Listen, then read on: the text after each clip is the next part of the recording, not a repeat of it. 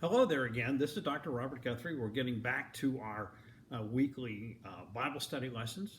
As I said before, this was the Sunday school class from Jerome United Methodist Church in Dublin, Ohio, and we're on an in-house sabbatical as we're locked down here in Ohio to avoid problems with the coronavirus. So I thought I'd go ahead and tape these and pass them around to the class and anybody else who's interested in it. We're talking about Acts chapter 8 through 14 at this lesson, and then we'll have two more lessons in the next 2 weeks on Acts. Now you got to remember when you're looking at Acts that Acts is the only account we have of historical nature of the early church. But it's not the kind of history you would write now. Now, if you were going to write a history, you'd write it authoritatively, you'd quote everybody, you'd put footnotes in, references, you have a bibliography. You don't have any of that. What Acts is in addition to being the only historical document we have about the early church, is it's a presentation. Story is not quite the word, but it's a presentation of the triumph of the Holy Spirit. And that's the key thing to understand. Acts starts with this group of followers left behind from this relatively obscure Jewish religious reformer, Jesus of Nazareth, who was executed by the Romans, hung on a tree is what the term they use in Acts a couple times, is resurrected. And this group of followers, originally quite dispirited, sitting around their meeting room, are touched by the Holy Spirit at the time of Pentecost, where you have the wind, the tongues of fire, they become inspired, and they began to go out and preach and convert people to this movement. The movement takes off fairly quickly. By the time a year or two later, it's already expanded to the Jewish community in Damascus, up in what's now Syria, over on Antioch, which is on the coast of what's now Syria. It was already starting to move. So the point of this book is not to present a detailed history where you can reference it and all that, but to present the presentation of the triumph of the Holy Spirit that leads to the success of Christianity. So by the time the book finishes, which is set in the time frame of 60 to 64 AD, when Paul ends up in Jerusalem in captivity, this movement from the mid-30s of that year in Galilee and Jerusalem has spread across the Eastern Mediterranean all the way to the capital of the world at that time, Rome and the Roman Empire. So that's a very important thing to understand, that this is the presentation of the triumph of the Holy Spirit, because it's very, very clear when you had Pentecost, you have the power of the Holy Spirit, which had not been described before in any of the sacred writings until that time, coming down and touching the apostles, and they began to preach and convert people. So here we started at chapter 8. They have just had the stoning, which was technically murder, of Stephen, the first of the martyred apostles. And it's technically murder because the Jewish people were under Roman control. Romans maintained the power of execution exclusively to Rome, which was crucifixion. Stoning was the traditional Jewish way of executing somebody. And they stoned Stephen to death. That technically was not allowed under the law at the time, but they did it anyway. And there was a man named Saul who was there.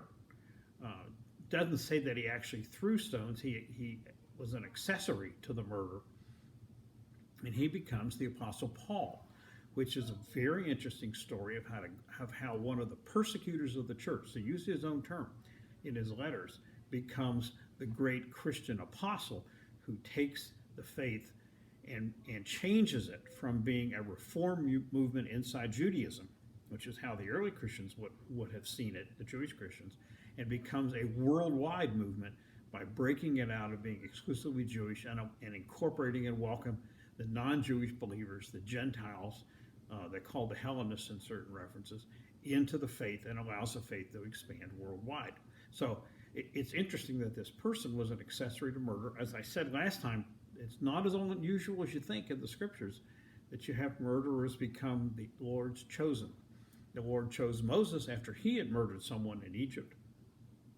The Lord chose King David. King David later had an adulterous affair and murdered the husband of the person with whom he had the affair. So we've seen this pop up before. And it's important to understand that Paul did describe himself as an oppressor of the church, and he undergoes this dramatic transformation. Kind of the old story that a reformed sinner is the best supporter because they bring with that the enthusiasm that allowed them to do the reform. Just prior to that, there's a mention of a very interesting story of Philip, one of the apostles, and the eunuch, and they say from Ethiopia. It really probably wasn't from Ethiopia. He was probably from the area of Cush, which is southern part of Egypt now, south of the first cataract, which is where the Aswan Dam is now. Cataract doesn't exist, it's been covered at the dam. So it's from southern Egypt, and Philip explains the reading in what the second part of Isaiah to this person. He'd met him in his chariot. And if you read the Song of the Servants in the 45 chapter of Isaiah, it sounds like a job description for what Jesus went through to be the suffering servant, be martyred and raised. So it's perfectly appropriate that would lead to a conversion of this person. And they go down the road, find some water, and baptize him. So it's a very interesting story, and it shows that it's the only one that shows how Christianity in the Acts account goes over into the area of Egypt, even though it did extensively. Egypt had a great Christian history for a long time. So Paul is in this interesting situation where he is a true oppressor of the church. He goes to the local authorities in Jerusalem and gets warrants that he can take to Damascus. The church had already expanded into the Jewish community in Damascus. He got the warrants from the Roman authorities, and they could be enforced in Damascus, that he could arrest and incarcerate the Jewish Christians in Damascus and bring them back to Jerusalem to stand trial on some kind of what the charge is, I don't know. And on his way there, he has quite the experience. Now, it's interesting because there's always some discussion of what the sources for Luke's information were. This one he had to have gotten from Paul himself. Luke was a traveling companion of Paul that you'll see later in the book. He had to have gotten this from Paul himself because he's proceeding down the road, and I said there's always a debate whether he was walking to Damascus or riding a horse. And there's a blinding light which he sees but none of his companions see. And then a voice saying, "Saul, Saul, why are you persecuting me?" And he asks who it is and said, "It's Jesus." Now, he falls to the ground because of the blinding light. His companions don't see the light, but they hear the voice. It's a very, very interesting story. And after the light fades, he's blinded by the light for 3 days. They lead him by the hand to Damascus, where he goes into and stays there. And then a vision comes to a man named Ananias, one of the Christian leaders in Damascus, to go to the house where Paul was being cared for and meet him and lay hands on him. And he doesn't want to do this. He knows who this guy is. This guy's a big oppressor. He didn't want to get arrested and taken down to Jerusalem and crucified. But the Lord prevails, and he goes and he lays hands on Paul. And when he does, 3 days after the event, the scales fall from his eyes and his sight is restored. You do find this at a number of times in the book of Acts, where the laying on of hands confers the Holy Spirit. Many churches still continue this tradition, where when they're ordaining leadership in the Calvinistic Presbyterian churches, they'll have a laying on of hands ceremony. So that actually goes way, way back to the beginning. So, and his vision is restored, and he begins to preach in the synagogue in Damascus, and people say, "Wait a minute, who is this guy? This guy was here to arrest and oppress us, and now he's changed his line completely." And he has become, in history saying, the greatest purveyor of the change in transforming Christianity from a Jewish reform movement to a universal religious reform movement. He preaches so well, everybody gets mad at him, and they're going to attack him, and his friends have to lower him over the city wall in a basket for him to escape. Then he goes and it says in Acts for a while or some time, if you read his letters, then he went off for 3 years to develop his faith and his understanding and mature in the faith. This is very typical. You can have this transformation, but you've got to take a while to mature in it and think about, what does this really mean? What does this mean for me to do? What am I supposed to do? How am I going to develop my skills and my understanding of this, etc.? So he goes off to what he described as Arabia in his letters, which is actually what's the area of Jordan now, or maybe a little bit farther south on what used to be called Nabatea. It's not really clear, but he went across the Jordan River into that area to rest and recover and begin to start his ministry. And at this point in Paul's letters, there's a series of tense encounters between himself and Peter. Now, when Luke portrays this later, Luke portrays Peter as reaching out to the Gentiles after a very interesting encounter. He has an encounter with a Roman centurion who was a believer in Judaism, a convert, but he was a Roman military officer. And he gets a vision to come and find Peter and talk to him. At the same time, Peter had a vision of the Lord holding out a sheet with a lot of unclean animals in it that Jewish people were not allowed to eat. And he was instructed to kill them and eat them. And he says, I have never done this. And the vision says, what God says is clean.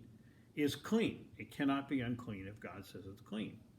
So this is producing a description here where Peter becomes the original person reaching out to the Gentile community. How that coincides or conflicts with Paul's description is difficult to tell. I think there was much more tension there between the two. They were more rivals than friends inside this burgeoning movement, which would bring a lot of people in. And I think Luke, writing this 10 to 20 years later, Peter and Paul probably died about the same time in 64 in Rome under Nero. So this is written 75 to 85, somewhere in that range, 10 to 20 years later, when the church has already changed. Paul has already changed it. He's brought in large numbers of Gentile Christians, and so the church is beginning to dominate numerically by the Gentile converts in many of the churches he started and other people started around the Mediterranean. So I think Luke kind of softens it, so there isn't as much tension, and tried to say even Peter was in support of this. A little bit different than what's in Paul's letters, but again, some of these letters, the most famous one of Galatians, I've always described as a temper tantrum that he was having. I can just imagine him pacing around. He probably didn't handwrite his letters. He had some kind of visual problem, and he's probably dictating it to his scribe, and he's walking around stomping and having a temper tantrum, an appropriate one, but still a temper tantrum.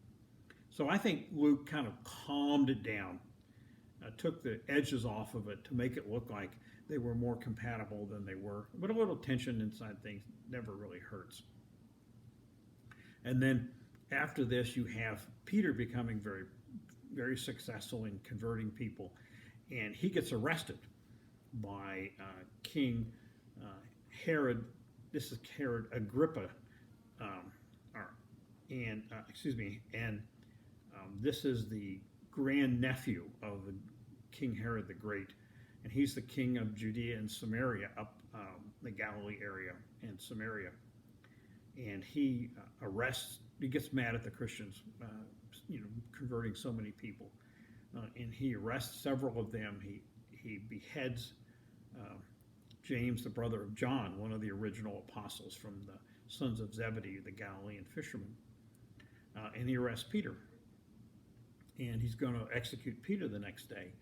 And Peter has a miraculous escape, and where an angel of the Lord appears and frees him from his shackles, even though he's got guards all around. They walks him out, opens the door, gets him out. He goes to the house where his followers are. He's pounding on the door to let him in. The maid lady gets so excited she hears his voice and recognizes it. She doesn't let him in. She goes back up to tell everybody he's down there. He's pounding on the door again. Come on, open it, let me in.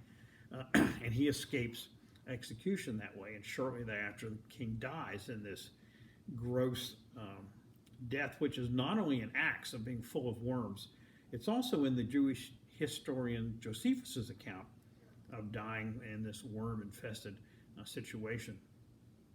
And he goes back to the house where John Mark is with his mother. Now, it's not clear if this is the author of the Gospel of Mark. It's quite possibly. That's what the legend says. It's hard to know how accurate the legends are. But the legend is that this is John Mark, who was a young man who possibly knew Jesus. I think he knew Jesus, the author of the book, because there's one line that's unique in Mark's gospel that you don't find in the other gospels. After Jesus was arrested, there was a young man. That would be anybody from 13 on up. They tried to grab him. They grabbed him by his tunic, and he slipped out and ran home naked. And that's not in any other account. So if it isn't by the author, why is it in there? So John Mark and John Mark's mother was supposed to have been, by legend, the lady who rented the upper room to them for the Passover feast, which became the Eucharist, which was where the Pentecost went on. So you go back and join him, and eventually he joins Paul and Barnabas in Jerusalem. This was the second trip, we think, of Paul to Jerusalem. It's not entirely clear how many times they went, at least 3. Some people think as many as 4 or 5. The original one was after his conversion. Then he came back during a famine to bring relief to Jerusalem. Jerusalem was not a wealthy area at that time. And he meets them there. And then he joins Paul and Barnabas, and they go off on what becomes the first missionary journey. In their missionary journeys, they would go to the Jewish community. Remember, the Jewish diaspora had already occurred. They had spread around the Mediterranean. And they would go to the Jewish synagogue. They would preach to them about Jesus, the Messiah has been here, the Messiah has come. We need to join the new faith. And if they get rejected there, they would get some believers and some rejection. The rejection would be pretty hot if you read this, pretty hostile. Then they would go speak to the Gentiles and convert some of them. And when you read the account, they go from Cyprus, they go up into Central Asia, they go through another Antioch. There's 2 Antiochs. They have a lot of repetitive names like we do here. I live in Dublin, Ohio. It's not Ireland, but a lot of names get repeated. And they frequently make converts, but they frequently make enemies. It doesn't sound like much fun being a saint. It sounds like really tough, scary work. They're arrested several times. They get flogged several times. They're stoned one time and left for dead. They have to flee several times. And they're doing this circuit of the first missionary journey. It's a very interesting sideline where they heal a cripple. And the locals think that Paul and Barnabas are the Greek gods, Zeus and Hermes, who have come down into human form to heal this cripple. And they thought Barnabas was Zeus and Paul, as the speaker, was the messenger god. And they said, no, we're just humans. But we'll tell you why we can do this. We have the power of the Holy Spirit because we have been followers of Jesus Christ and blessed with the Holy Spirit. So and there's a story earlier when they meet a false prophet who was named Bar-Jesus, and he's in Cyprus, and he attacks them verbally, not physically, but verbally, because he was a magician-type personality, and gets Paul mad at him, and Paul basically says, "You fraud, you imposter, blah, blah, blah," and curses him, and he's struck blind. So it's a good lesson. You didn't want to tangle with Paul when he's blessed with the Holy Spirit. He could be quite an opponent. So that takes us back to the end of this missionary journey. Next week, we'll do the next 7 chapters from 15 through 21, and that'll take us on up, and then we'll have one more lesson on Acts. We're heading into Palm Sunday weekend, so next weekend will be Holy Week. Be interesting to present this during Holy Week. So this is Dr. Robert Guthrie. It's been a pleasure to talk to you all again. Thank you.